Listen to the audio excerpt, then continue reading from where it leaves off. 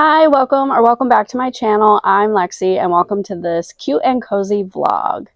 In today's video, I am going to be figuring out what I want my next projects to be for my upcoming market that's in December. And I'm also going to share a little bit about my recent trip to Vegas. And you know what? Let's actually start with the trip to Vegas.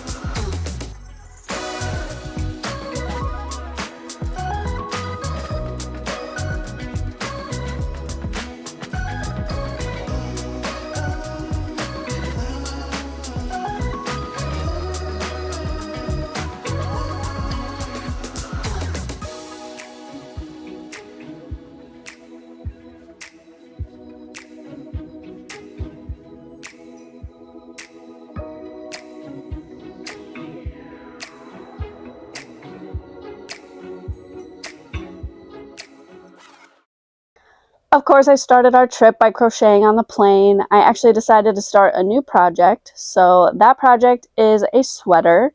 The pattern is the Mount Rainier sweater, and it's by Off the Beaten Hook. And I will link that in the description below if you're interested. This is the sweater so far. Made pretty good progress on the plane, but I've also been working on it since I've been home. And this is in the Line Brand Heartland yarn in this beautiful purple colorway. Don't remember the colorway off the top of my head, but I can put that in the description below as well. Yeah, if you can't tell, purple is my favorite color, so of course I wanted to make myself a sweater in purple. Even though it's summer now, or almost summer now, fall me is going to be very happy that I made this for myself. And I am trying to have a project that I'm working on for me while I'm also making stuff for my business, because I tend to never make anything for myself, but I always want stuff. So trying to do better about that. And I'm really into making myself wearables now because of course I want to be able to show it off. And I'll be able to wear it to markets, and that'll be kind of good marketing for me.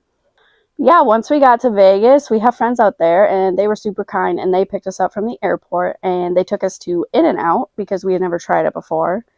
And honestly, I'm not sure I really understand all the hype around it, but I also didn't get animal style, so maybe that's my fault. But it was a good burger and it was really affordable, so if we had one around here, I guess I could see us going to it every now and then. But after that, they took us to Red Rock Canyon, which is like a natural conservation area out there in Vegas. It is beautiful. If you ever have a chance, definitely something worth seeing when you go out there. Just stunning views. Honestly, it looked like it was a painting. It didn't even look real when you were at the Welcome Center, Visitor Center. From that distance, they have a panoramic room.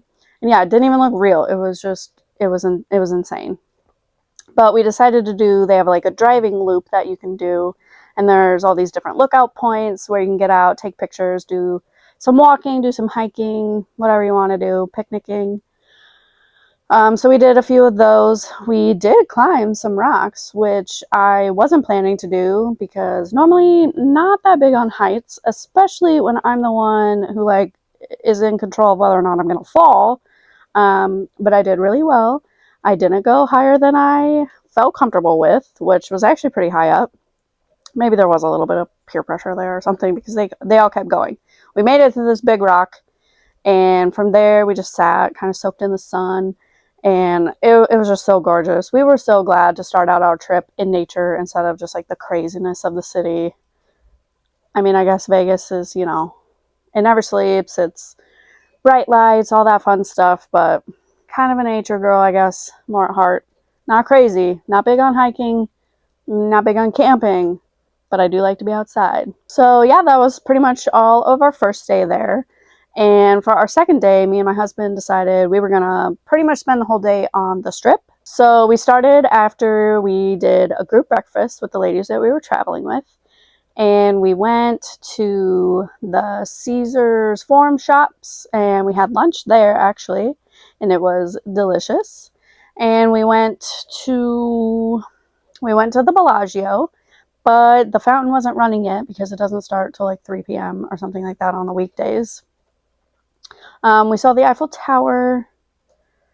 I don't know, mostly we were just walking in the heat, in the sun. We spent way too much on a bottle of water, but you do what you gotta do. We went back to our casino resort for a little bit, and we were staying in like the south part of Vegas, so it was a little ways out, but that was also kind of nice to not be like totally in the center or on the strip.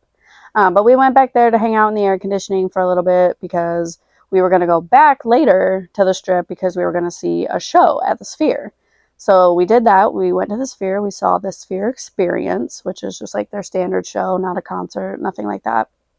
But probably awesome experience. If you ever have the chance to go, you should totally go. I don't even know how to describe it because there's honestly nothing like it. It really is kind of it really is a one-of-a-kind experience right now. And it was really cool. Also, though, if you're afraid of heights, that place can be a little dizzying. We were pretty high up, but we were in the center of our section and then like in the center of the Sphere, but just high up in the back.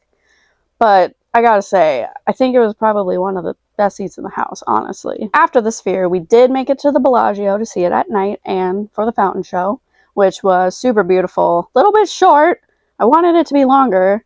And I wish we could have stuck around for a second show, but we actually had to make our way up to Fremont Street because we decided we were going to do the zip line with some of the ladies we were traveling with. So yeah, we headed up there. We waited like an hour or a little bit more than an hour for 30 seconds of fun, but 100% recommend. It was so much fun.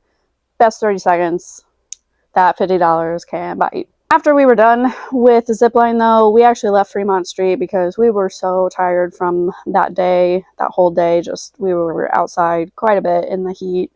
And so the next day we were just gonna stick around the hotel in the morning because we were bowling later that day. Yeah, if you missed why I was going to Vegas, in my last video I talked about that we were going because I was bowling in the USBC Women's Nationals Championship. It sounds really fancy, but honestly, if you pay the entry fee, anybody can do it. Well, not anybody, but any woman can do it if they pay. But, you know, there's a chance for prizes, and it's just really fun, especially if, like, you're on a league and you have this group of ladies that you like. We had a blast. So, yeah, that first day of bowling, I did not do well. Didn't even make my average. Honestly, I was not even feeling good enough to care to figure out how to bowl better. The thing about tournaments, especially like nationals, they do a trickier oil pattern on the lanes, which if you don't know much about bowling, just they lay down oil that kind of determines how your ball reacts, especially if you throw a hook like I do. So it was a little bit trickier. It wasn't probably the trickiest. We actually did some practice sport shot at our own bowling alley, and that was honestly way harder. But when you don't feel good, it's really hard to like figure anything out. I just wanted to make it through the games and go back to our room and take a nap, which is exactly what I did. When we were done bowling, we went back to our room for the rest of the night. I went to bed super early. And honestly, I didn't feel good throughout the whole night, and I wasn't really sure if I was going to be able to bowl the next morning. So the first day we had to bowl 3 games, that was team, and then the second day we were bowling doubles and singles, so that was 6 games. And I was worried that I wouldn't be able to bowl the 6 games. But I rallied, and I made it, and I bowled all 6 games, and I bowled my average, a little bit better. So I'm really happy about that. Probably not going to win any prize money, but you know, that's not really what it's about. We had a good time. I love my bowling ladies so much, so it was really fun to do that with them. One of the ladies on our team, this is her last year. She's not going to be bowling in our league anymore. She's also not going to do nationals anymore. She's retiring. And so it was fun to be on that trip for her last experience and then for my first experience. And of course, we were happy to come home. We had missed our babies so much while we were there. My mom would send us pictures. But there's nothing like actually just getting to hug your toddler or hold your baby. So we were pretty glad that we didn't make it an even longer trip and that we were coming home just after 4 days. But honestly, the realness of motherhood is missing your babies while you're gone and coming home to utter chaos. Our toddler got a cold. She was getting sick when we were coming home, so she was just kind of out of sorts. It was pretty rough first few days home, but we are all feeling better and settling back into life, so things are looking up from there. Yeah, we're glad to be home. We had a great trip, but now it's time to get back to work and crochet. So I talked about it earlier, but this week I want to focus on figuring out what are the next things I'm going to make. My market is in December, and I pretty much have no stock right now. I have a few things. I have a few things on my Etsy, but honestly, I just don't have nearly as much as I want, and if I don't start now, you know, I'm going to be scrambling at the end, and I really don't want to do that.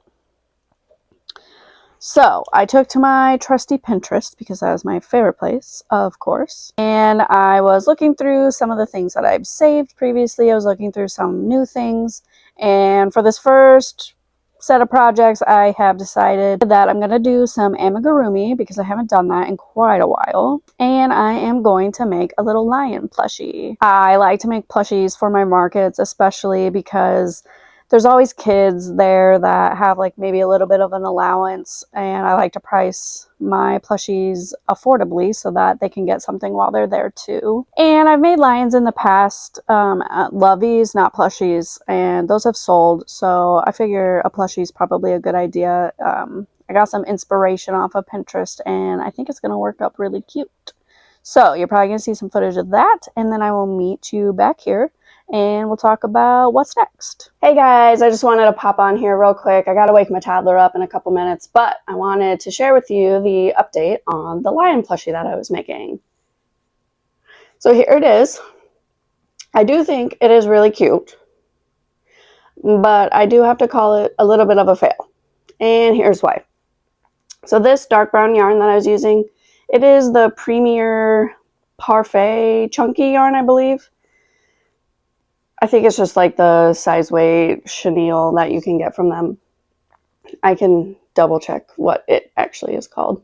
I don't have any of the labels on it anymore, so I'd have to look it up. But I don't know if it was like a manufacturing thing, just the batch that I got, which I did get it quite a while ago when I first started making plushies. I don't even know what year that was, honestly. Probably like 2 years ago. But anyway, it's not the greatest quality. It kind of snaps easy. It, like, the stuff comes off if you just kind of mess with it. And like, as I'm working it up, it'll start to show the thread, which is annoying. So anyway, I just don't think I could sell this knowing that this yarn is probably not going to hold up very well. But it's okay because my toddler does love it. So she is just going to have it, and it will, if it falls apart, it falls apart, I guess. I do usually like to say that my plushies are machine washable if you put them in a delicates bag, because I do that with my daughters, the ones I've made for her, and they do hold up. But I wasn't using this yarn, so I'm not sure if this yarn would make it through the wash, and if you have kids, like, things need to be washable to a degree. So anyway, yeah, I think it was kind of a bust. Also, every time I make a lion, I realize why lions are kind of difficult. Maybe not difficult, but there's like a lot of parts that you got to make for it. You gotta have ears, you gotta have the mane, and like the way I do the mane is I just chain a bunch and then I like sew it on in loops. There's probably an easier way, haven't figured that out yet. You gotta have the muzzle and arms, I guess, if you wanted them, but it is really cute. Maybe we'll take a crack at it again in the future, but for now I think I need to move on to something else because this took quite a while and I have to call it a bust basically. So I don't know what I'm going to work on next. I will have to look on Pinterest, I guess. I do think I want to stick with the plushie just because I haven't made any in a while and I do need them for my markets. But I'm just not sure what I'll do yet. Maybe I'll go back to something tried and true, just a classic that I've done before. Maybe I'll do something new if it looks easy. I think I need to find some like no-sew patterns or low-sew patterns, because that's the other part of this. None of this was no-sew. All of this had to be attached. And that's just a lot. And it's not incredibly efficient for market prepping. And I know there's a bunch of no-sew, low-sew stuff out there. So yeah, maybe if you have any makers that you like who write patterns for no-sew or low-sew, let me know. Bonus if they're free. I will pay, but bonus if they're free. So yeah, I don't know what I'm going to work on next, but I guess when I figure that out, I will let you know. Hey, so I did figure out what I wanted my next project to be, and I did decide to go back to a tried and true pattern that I've done before. So I have decided that I am going to make some little bee plushies. I'm going to show you some footage of me making them, and then I'm going to show you the finished products.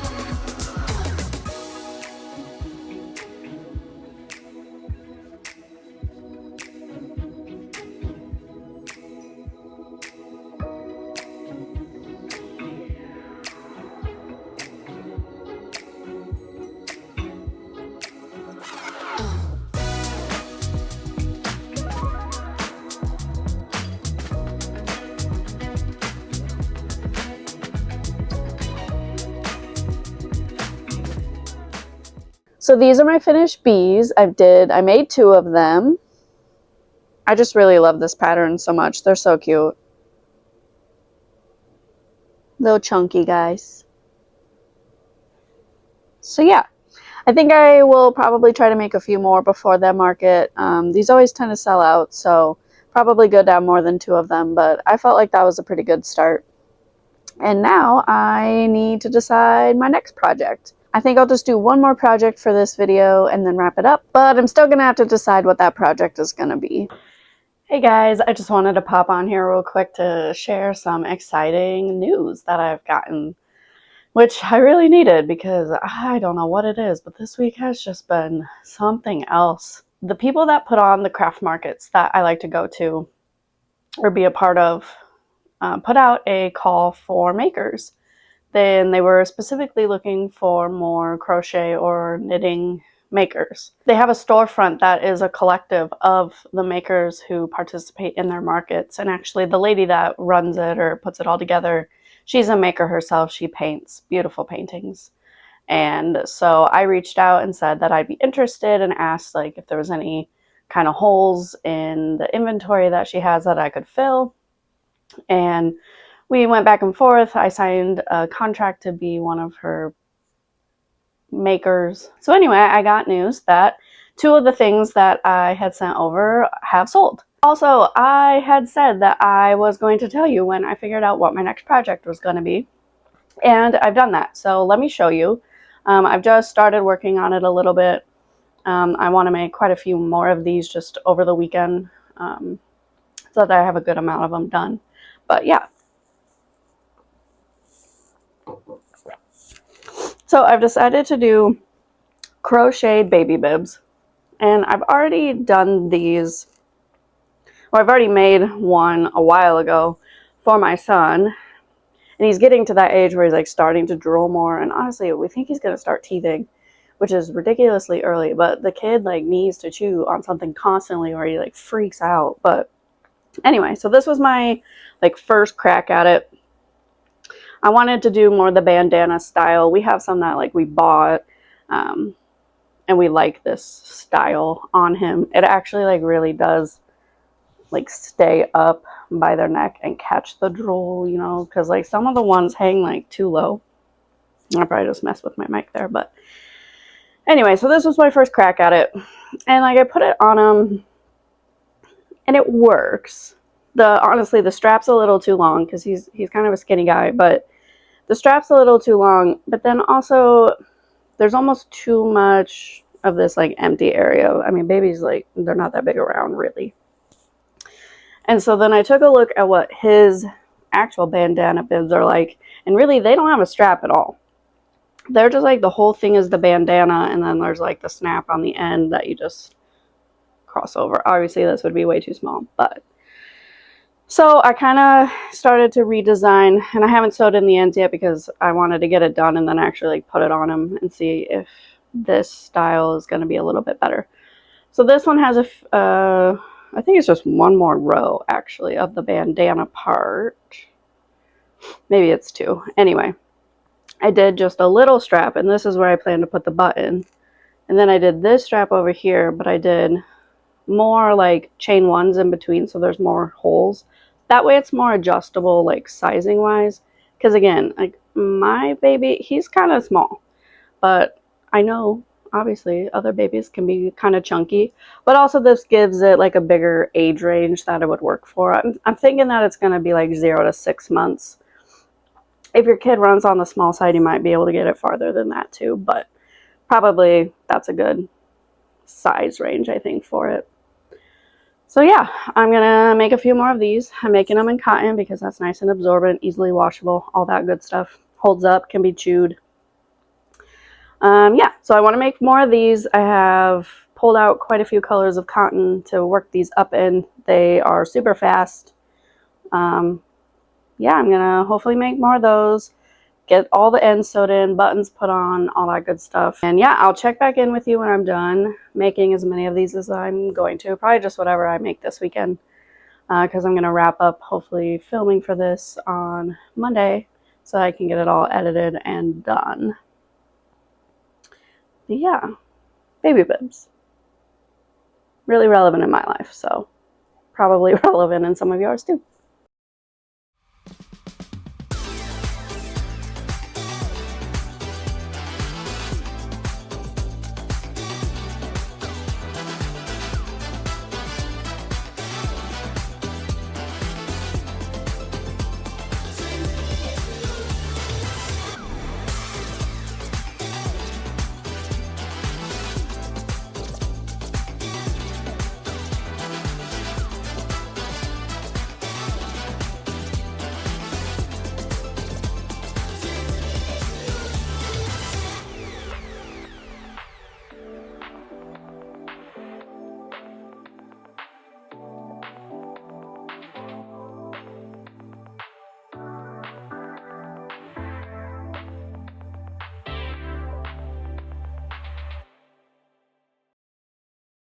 Hey guys, just checking back in. I have finished all of the crochet bibs that I'm going to make this week, and I'm going to show them to you.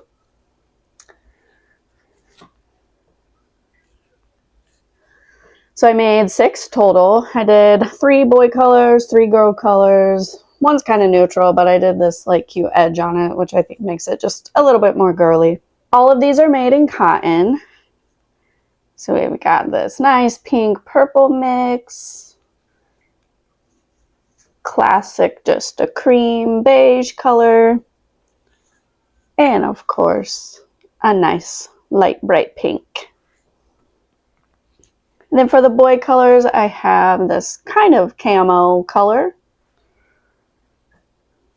just a nice light blue, and this one is like a blue mix. I really like all of these. I did put them on, I tried one of them on my son, and it definitely is like the right size now. And because it's adjustable, so like you can pick which one of these you need to go around it. But it laid nicely against him, so it would actually catch the drool, which is lovely. So yeah, I think I would like to make more of these. I have a bunch of cotton yarn still. I just have a bunch of colors, so definitely something I can do as just like a fast, easy project if I want something that I don't have to super think about. And now I've figured out, the pattern that I'm using. So initially this is like actually the girl one shows it a little better, but it's the bandana pattern by Passionate Kelsey, and I can link that. She has a video tutorial. So that's how I did like the triangle. And then for this one, I followed her Pico bandana. I didn't do it as big as she does it. This is 8 rows of the chevron basically. And then I did the Pico around. I would do a stitch, do the Pico, then 2 stitches, and then another stitch with the Pico, so on, all the way around. But I just modified the pattern a little to have this little strap on one side, which would hold the button. And then on this side, I have it with like a longer bit, and it's like half double, chain 1, skip a space, half double crochet, chain 1, skip a space, that good stuff, so that there's room to actually put the button through the strap like that. So yeah, not too bad. 6 is a pretty good number. I got kind of a late start. Our weekend was pretty busy, so that was pretty much just Sunday night, and then a little bit on Monday to finish up putting all the buttons on.